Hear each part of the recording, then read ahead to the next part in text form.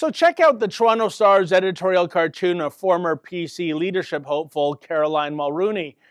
You know, it made me laugh out loud, and it pretty much nails the whole idea of Princess Caroline and the aura of unearned entitlement she seems to generate.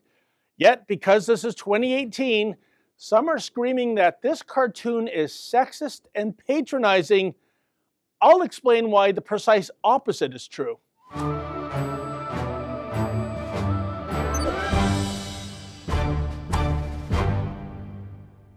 Well, we've seen political correctness invade former safe havens such as the Comedy Club and the Celebrity Roast. Alas and alack, it would now appear that not even the delightfully wicked and witty world of political satire can escape PC scrutiny. You see, upon the publication of the Caroline Mulroney cartoon, the one in which she is in a baby stroller, the usual suspects were wailing about this latest affront to people kind. Some even wrote angry letters to the editor. Here's my favorite outrage missive.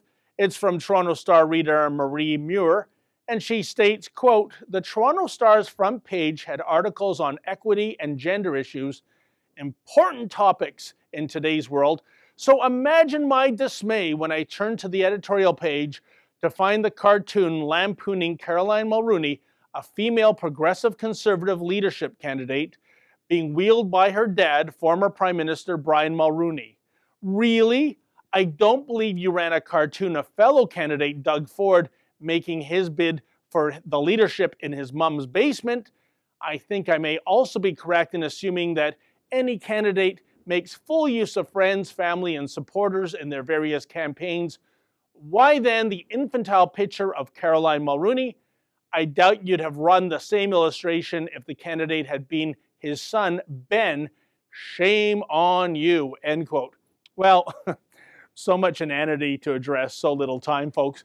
First of all, Doug Ford was mercilessly targeted for announcing his campaign for PC party leader from his mother's basement. And of course, we all know what was going on here. The innuendo was to paint Doug Ford as a loser, someone who resides in his mom's basement, presumably playing Xbox all day.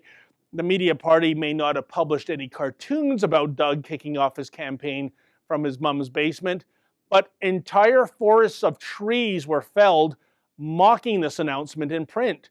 And what makes Muir think the Star would not have depicted Ben Mulroney sitting in a stroller had he chosen to run for leader? Like Caroline, he has no political experience either. Ben in the stroller works equally as well as Caroline in the stroller. What makes Muir and her ilk interpret this cartoon as an attack on Caroline's gender as opposed to her position of privilege? You see, it is the Muirs of this world who should be ashamed for seeing sexism where it doesn't exist. Because the truth is, this political cartoon actually treats Caroline Mulroney on the same level as a man in terms of being lampooned. Had the artist decided to hold back or go easy on Caroline solely because she's a she, then that would have been an act of sexism. Bottom line, part of the deal in terms of women achieving full equality with men in the blood sport that is politics is that they too are fair game for merciless editorial cartoonists. I'm tempted to say if you can't stand the heat, then get out of the kitchen, but I better not do that just in case anyone thinks I'm being sexist too.